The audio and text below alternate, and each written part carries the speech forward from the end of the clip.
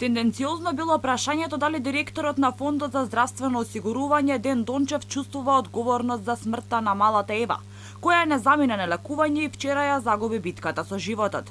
Млад живот згасна, надлежните институции со штури оправдувања, дека процедурите се следели и направиле што можеле.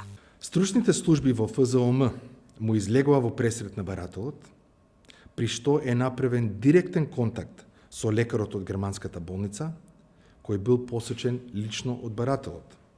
Понуда никогаш не добивме од болницата Гисен во Германија. Од тука најстрого ги демантираме сите шпекулации во јавноста дека лекувањето во Германија чинело 200.000 евра.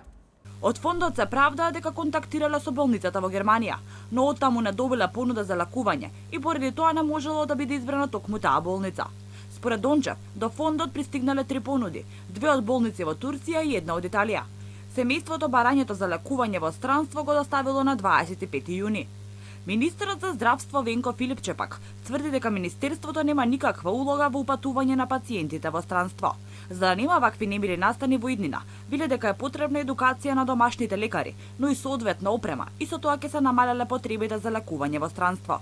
Министерството нема никаква улога во упатување на пациентите во странство. Тогаш кога стручните конзилиуми на клиниките кажуваат дека заради тие и тие причини можностите за упатување за лекување на пациентите кај нас се исцрпени, се упатуваат во странство и после тоа има соодветна постапка во Фондот за здравствено осигурување.